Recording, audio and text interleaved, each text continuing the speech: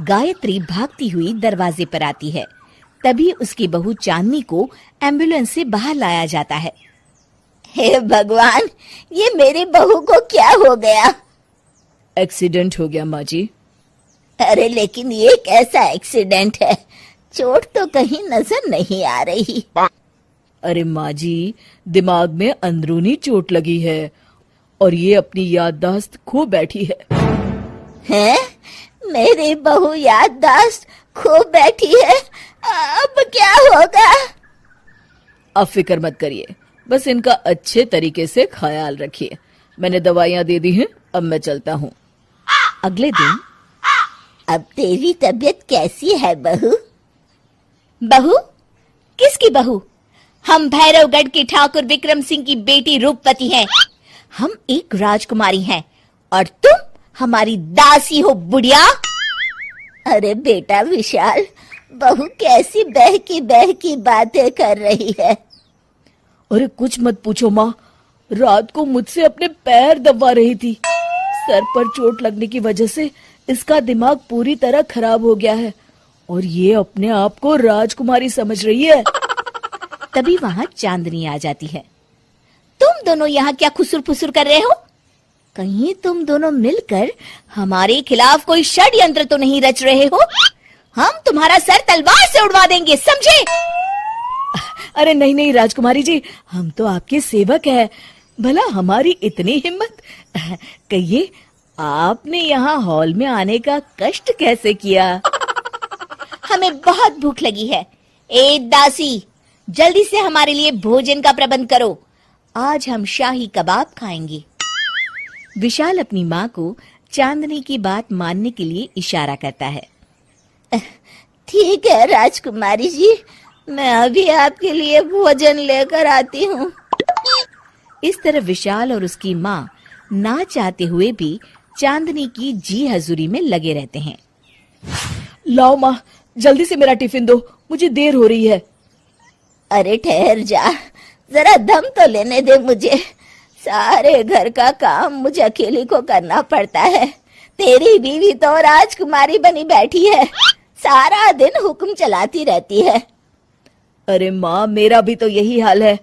फिलहाल तुम मेरा टिफिन दे दो, मैं चला। रुको, कहाँ जा रहे हो? अरे मर गया रे, ये कहाँ से आ धमकी? आज हमारा जुहू चौपाटी घूमने का मूड है और हमें अपने लिए नई साड़ियाँ भी खरीदनी है। चलो जल्दी से अपना वाहन निकालो और हमें ले चलो। अरे अब तो मैं गया काम से। अगर आज मैं वक्त पे ऑफिस नहीं पहुंचा तो मेरा बॉस मुझे नौकरी से निकाल देगा। मरता क्या न करता। आखिरकार विशाल चांदनी को घुमाने ले जाता है और चांदनी अपने लिए ढेर सारी शॉपिंग भी करती है। ए दासी, टीवी पर कपिल शर्मा के आने का समय हो गया है, जल्दी से टीवी शुरू करो। अरे वाह, कपिल शर्मा तुझे याद है, बाकी कुछ याद नहीं। बहू तू तो बड़ी चालू लगती है, अपने फायदे की हर चीज तुझे याद रहती है। मैं तो तेरी इस अजीब बीमारी से परेशान हो गई हूँ। अगले दिन। अरे डॉक्टर साहब, आप इतने दिन से मेरी बहू का इलाज कर रहे हैं, लेकिन उसकी बीमारी तो सुधरने के बजाय और बढ़ती जा रही है।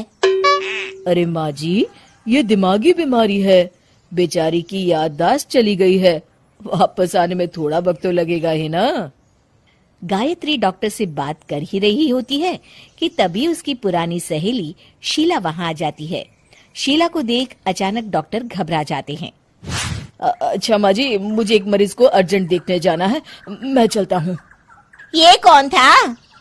अरे अब क्या बताऊं शीला, एक एक्सीडेंट भी मेरी बहू की याददाश्त चली गई है। ये डॉक्टर उसका इलाज कर रहा है। ये डॉक्टर कब से बन गया? अरे ये तो चमन पान वाले का लड़का है, सारा दिन नौटंकी करता रहता है। अच्छा तो ये बात है, अब मैं समझी। मेरी बहू और ये पान वाले का लड़का दोनों मिलकर मुझे बेवकूफ बना रहे थे। चल तू मेरे साथ। गायत्री शीला को एक बड़ा सा डंडा हाथ में देकर अपनी बहू चांदनी के कमरे में ले जाती है। बहू, ये मेरी सहेली है, एक डॉक्टर है। इसने तेरे जैसे न जाने कितनों का इलाज 2 मिनट में कर दिया है।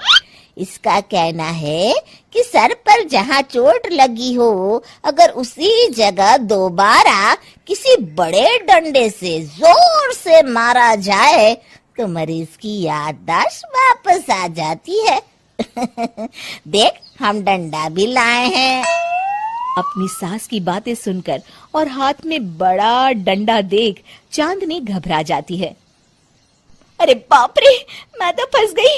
इस डंडे की एक बार की वार से ही मैं तो चारों खाने चित हो जाऊंगी। अब क्या करूं, क्या करूं, क्या करूं? लेकिन गायत्री, डंडा सर पर ठीक उसी जगह लगना चाहिए जहाँ चोट लगी है। अरे तू चिंता मत कर, 2-4 बार मारूंगी तो एक बार तो सही जगह लग ही जाएगा ना। चल बहू, तैयार हो जा। अरे नहीं नहीं माँ जी, मुझे मत मारिए। दरअसल घर के काम करने से बचने के लिए मैंने ये सब नाटक किया था। मुझे माफ कर दीजिए, मैं कान पकड़ती हूँ। दोबारा ऐसी गलती कभी नहीं करूंगी।